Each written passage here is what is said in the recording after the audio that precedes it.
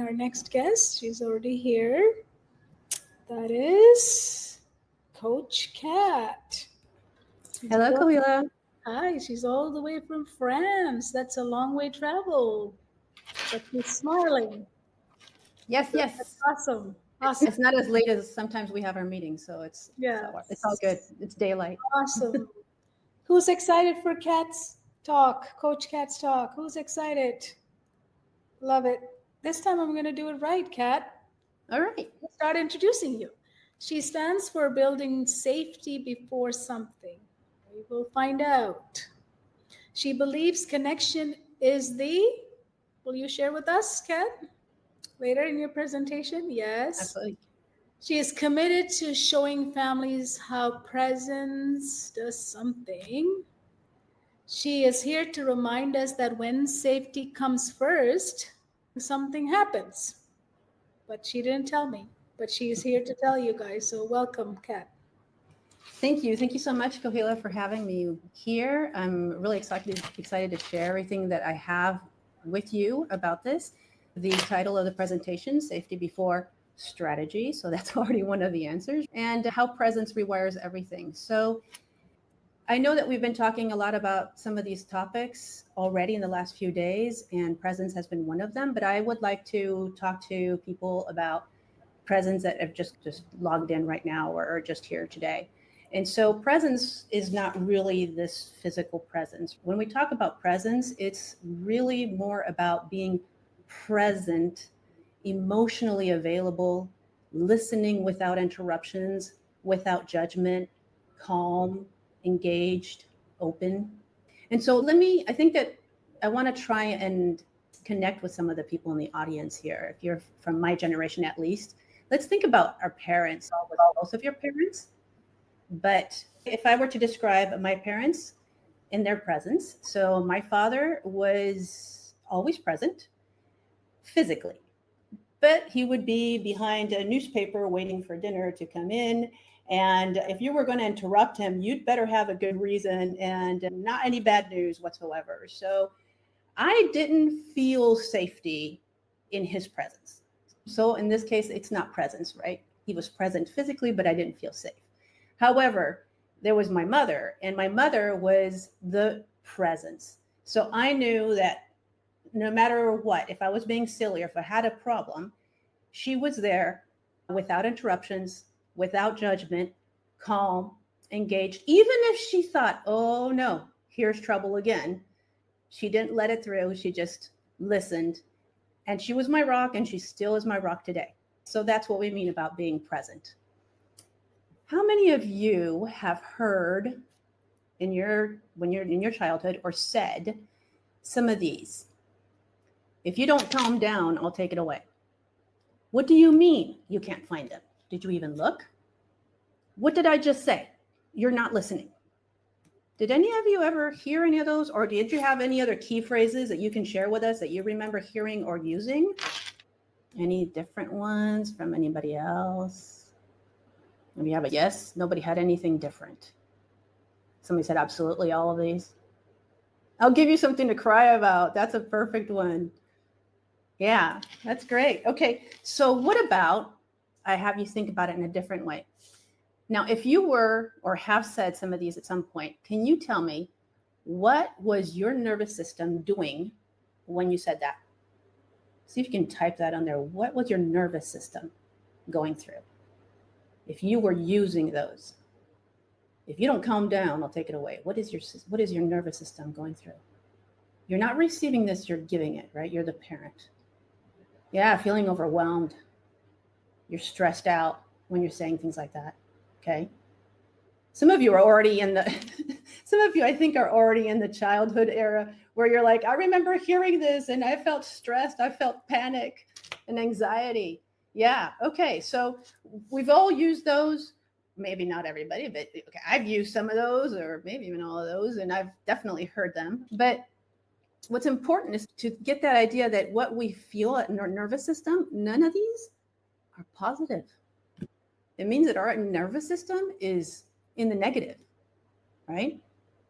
So before we go any further and before I tell you a little personal story of mine, I'd like us to be able to breathe, as Yannick just did earlier, because I want us to be able to bring our nervous system back down to calm, because I think I just got everybody back nervous again, looking at those memories. So let's breathe in for 4, exhale for 4, inhale for 4, exhale for 4. So I'm going to tell you a personal story. I actually have a story similar to Yannick's. I wouldn't say came to America, it came to the United States because I'm actually in France, but I came to the United States when I was 15, and I did my studies in the United States. I moved to Canada for a couple of years. I taught in Ecuador for a year, and then I met a Frenchman, and then I moved to France and built my family here in France, and it's why I'm back in France again. And what I'm about to talk to you about has no borders.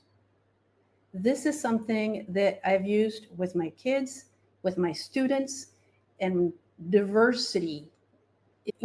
Just all the different kids in different places at different countries respond to this. So I think my son, we were here in France, and I think my son was in elementary school. And my son had some trouble at school. Academics were not easy for him, right? And so he was doing his English assignment, and I was there to help him. And he could not remember what he read, and he was extremely frustrated. And he just started yelling, and books started flying, and just put his head down. And I just thought, how am I going to control this? How am I going to fix this? What am I going to do? And I realized I couldn't. So I stopped and I stood up, and my kitchen table is next to the door that leads to the courtyard. And I just opened the door. I held out my hand. He came with me. We went outside.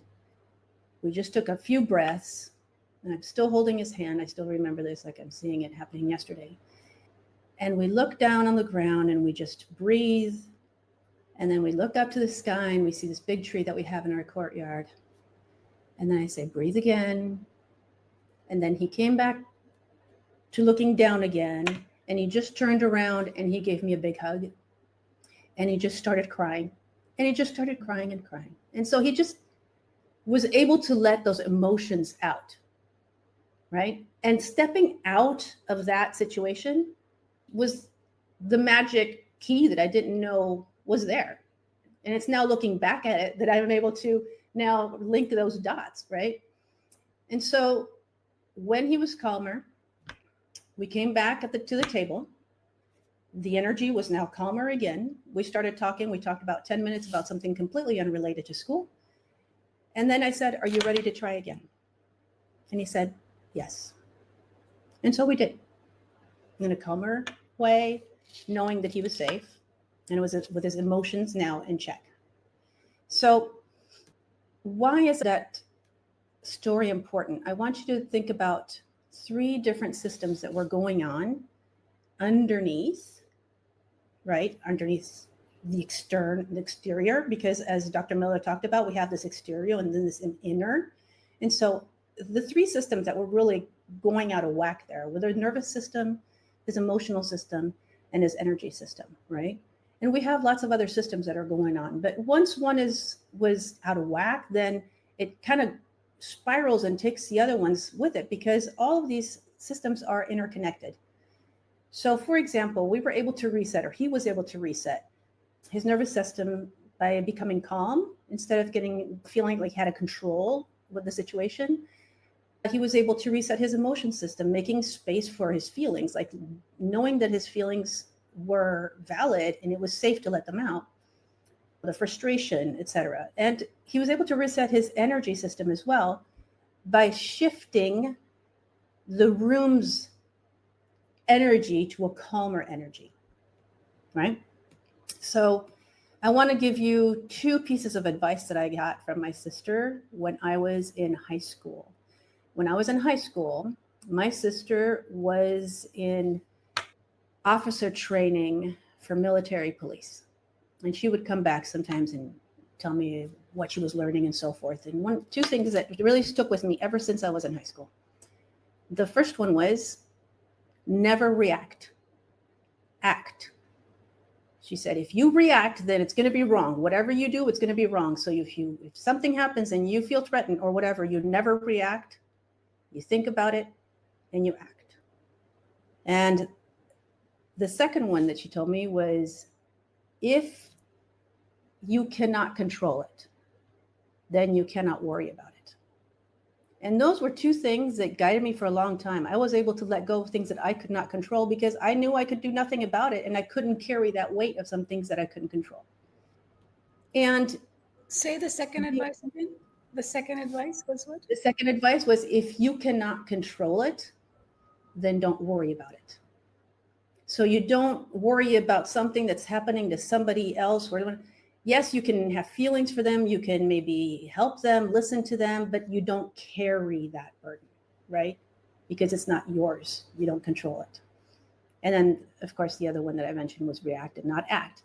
And that's actually what I came back to when my son went completely nuts, and I was going to react. And I noticed that I was going to react in a very negative way. And that's how it all came about. I stopped. I went, okay, I can't do this. I have to act, do something different, right? And so let me go back to my slides and talk to you about this post that I had posted on my Facebook and my Instagram that really leads the speech. I never want my children to pause and think, I can't tell mom, she'll get mad. I want their first thought to be, I need to tell my mom, she'll know what to do. How many of you would like to be that person to your children? Is this just about your children? Do you want to hold that space for your family members, for your students, for your friends, right? They need to feel safe with you for them to come to you, whether they're your friends, your family members, your own children, your students, etc. So what does that look like? As we were talking about earlier, the nervous system, the emotional system, and the energetic system, right? So if we go into the nervous system, let me give you an idea as to what that looks like. I think we've all been in situations when someone is ranting and raving at us. Maybe it's a family member, an employer, a total stranger just going nuts. What do you feel at that moment when you can't get in a word in edgewise? What do you feel? Do you want to walk away? Do you want to yell back? Do you just let them continue and let their words hurt you, not knowing how to defend yourself? So look at this as that traffic light. If you want to fight back, there's a fight. If you want to just run away, just get out of here, then it's flight. Yeah, some people are impatient and, like my opinion, frustrated, hurt. So really, it's about coming back to this green light, which is where you are calm, receptive, and connected. And one way we can do that is through presence, right? Like I talked to you in my story with my son, he was able to come down to calm because I was present and I was holding him and allowed his emotions to go through. So what is it that we can do? We can reconnect, get our nervous system back to green so that we feel calmer and we feel connected. Okay. Then we're talking also about the emotional system. Think about the emotional system as what happens when we hold or we internalize our emotions. Do any of you do this? My daughter does this. At some point, we're going to blow up, right? The emotions are just going to add up, and it's just going to blow up, and it's going to become like a pressure cooker, right? But emotions need safety to move. So if you're not in a safe space, you're not able to let go of those emotions regularly, okay? And it's only through co-regulation that you're saying your feelings are safe with me. And then we also have the energy system. And I think I like to show you about the energy system because this has happened to me. So have you ever walked into a house or a room or even a classroom, if there's any students here, and instantly felt uncomfortable? maybe even sick, feel threatened, like, I'm out of here. Because I've had that in several situations.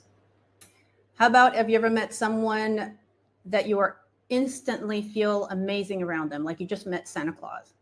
You're like, oh, this person is just so nice. I'm willing to just tell them my whole life story. They're just great. Or how about the opposite? You shake hands with somebody and go, ooh. How about, did your father or mother ever come home and you instantly knew you needed to get out of their way? Yeah. So I did. That is energy. That is energy. Our tone, the posture, the mood, your breath, it all affects the room. And energy is contagious. And that's why when you walk into certain rooms and there's somebody in there, you either feel great or you just feel like, oh, no, I can't be here. And so those three systems, along with the other systems that we have, like internally, work together. And once one is dysregulated, it just dysregulates others. And then we just spiral, right? So I want to give you a couple ideas of what you can do when that happens. As we saw earlier, we were talking about breath. We can use that as a bridge, okay? You can use your breath to bridge from yourself into safety, okay? And so if you are reconnecting with yourself and you're leading somebody to reconnect with you, okay? One good way is to place your hand on your heart or place it on your hands, but touch is important, okay? You inhale for 4, you exhale for 6, and there's no talking, no fixing. You just simply let it stay. Another technique or another way of reconnecting when people are spiraling, and I do this a lot, is that you step outside the spiral, right? So you gently interrupt the spiral. Your nervous system is dysregulated and you are going to pause. You're going to breathe and you're going to look at it objectively. You are looking at it from like externally, right? Without judgment. And so some things that you can ask yourself is, what's really happening inside me right now? Am I also just tired or overwhelmed or frustrated about something else that's making the situation feel worse, right? Can I change what's upsetting me? Can I control it? Or do I need to release control? If I can't control it, release it. Don't carry that, right? And is this something I can fix right now? If I can't, then it's not now. We'll do it later, okay? If I have time for one quick story that talks about the spiraling, this comes from my teaching, right? And so as a teacher in my classroom, my students are not allowed to come in the classroom directly. My students are expected to wait outside in the hallway and wait for me to let them in. 2 reasons for that. One, it's because I need those 5 minutes to reconnect. I actually breathe and I do a clean slate, because whether my last class was great or not, it has nothing to do with this next bunch of kids coming in. So just clean slate and then smile and then go to the door, and then I hand them their seating assignments. They basically have a card that tells them where they're going to sit so that they're never sitting in the same place with next to the same people, etc. Okay. And then they think that's why I'm there, to just hand them their tickets, right? Or their cards. But no, I'm also there to greet them and to observe as they're coming in and feel those energy levels and see what's going on, right? And lots of times everything's fine. One time, one of my students handed her the card and red eyes, puffy face. And I was like, oh, no, you're going to go take a walk, go to the bathroom, have some water, come back, and then wait for me in the hall after everybody's come in. And because my students have a warm-up exercise, I knew I had a few minutes to spend with her out in the hallway. And so when I went back out into the hallway, I see her. She's waiting for me. So I hold her hands and I have her breathe a couple of times with me. And this is something that we've done. Okay. So she breathes. And then I say, okay, I want you to step outside of this problem that you're having right now. I want you to look at it objectively, pretend it's a math problem. Okay? I want you to tell me if you can control this situation. I want you to tell me if you can fix it just by yourself right now. I want you to tell me if there's something else that's making you frustrated. And after having those questions, going through those questions, it only took a few minutes. Then we took a couple breaths again. I said, if the answer is no to those, can you let it go? Let it slide off for you for long enough for you to walk in this classroom. Do you want to give it a try? And she said, okay. She walks into the classroom. She goes to her seat. Which of course I had then in meantime fixed up so she was near her friends so they could support her. I could do that. I had the power with the cards. And on the way out after class, she stopped and she just simply said, thank you. She gave me a hug. And I realized I didn't really do anything other than just be a safe place for her to land. She just needed to land. And so I think that's important.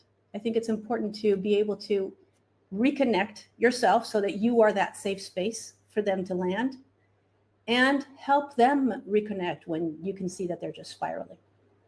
So I want you to think about reconnection is also transformation, or it's transformational. And I'll tell you why. The more we do it, the more I've done it, the easier and faster it becomes to regulate, to reconnect with who we are, what we value, our identities, until we are actually in a regulated state most of the time.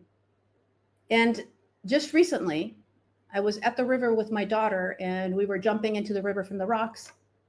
And so I dove in, come back out, want to read my watch. I can't see. What happened to my glasses? Where are my glasses? I look for my glasses. I'm like, did I dive into the river with my glasses?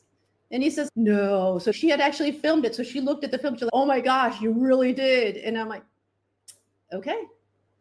And she's like, what are we going to do?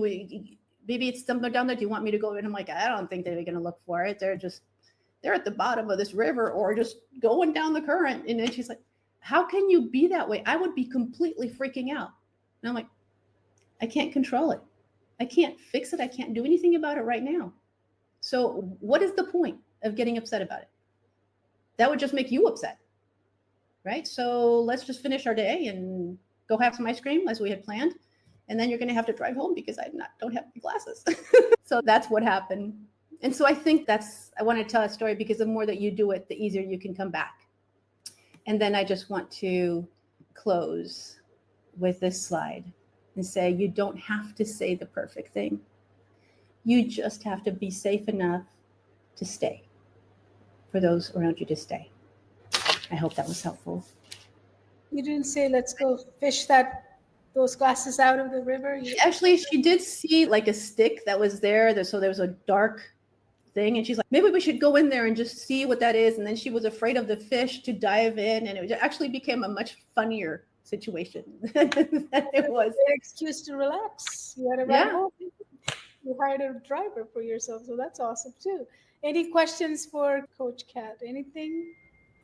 I love the exercises you shared and the keeping yourself present. And then what's the difference, right? Because you can be in the house as a body walking around and then say, I've been always there. I was always with you. I was always with you. What are you talking about? Putting together those lunches and being completely emotionally unattached is not presence. And I was smiling to myself when you said, have you ever hit from your parents, or like when they come in, you know the energy, but when you have, those of you who grew up with alcoholic dad, you would know before he enters, you go to bed and you are deep in sleep because you've been sleeping for the last 2 hours. Do not want to be walking around. Yeah, awesome. Anybody have anything else? So there's just lots of love here, Kat. Do you have anything to offer our audience? I do have one last slide. And it's, through this event, I'm going to give a free 5-day deep dive coaching experience for the first 2 people who contact me. There's my email address. if you can see the QR code and get to the QR code, you can also get my business card through there. And through the Blocks to Flow method, we can do a 5-day deep dive to help see how I can help you, especially if that's part of it, wanting to be able to connect and lead a life where you're feeling much more regulated, right? Because life is going to be like this. And if we're able to just stay, then it's a lot easier than to crash and move up again. Were you always dysregulated? Never. When I was talking about my experience with my mother and my father, I forgot to say that I was a terrible child. I don't even know how my mother survived me. Yeah, definitely didn't go towards dad because it's like, what is this again? But my mom was like, okay, it's all right. It's just one more. It's all right. It's going to be all right. Has the Blocks to Flow helped you with that flow? No. Fortunately, I had already gone through the Learning Success Coach training program, which was the first one that really helped me deal with a lot of my limiting beliefs, because I was leaving the school system and now to move back to France. And so I needed to feel like I could get through that, right? That I knew who I was, that I was an expert enough that I could handle it, and I could set up my own business. I could do all that, right? And with the Blocks to Flow, you introduced the different systems that are going on internally. And that was like, now I can pinpoint it. Now I can really go and say, okay, that's what's happening in my executive system. And it's messing up with my emotional system. It's nothing to do with my emotions. We're okay. I just need to go into my executive system and fix this, or think about this, or how can I get better at this? So looking at the different systems is a great way of moving forward before you start spiraling. Awesome. Thank you. Anything else you want to say? No, thank you. I thank you very much to those who came and joined us. Yes. I really appreciate it. Being able to let go what we cannot control is the key to flow. Yes, because control is a terrible word, right? Because we think that's how we stay calm, but if I keep control, but it's just the opposite. Yes. We think control is not necessarily a good word. Yeah, it's got, control. Yeah, that's another day, another topic. Yeah, yeah, for sure. Save it. Thank you very much, everybody.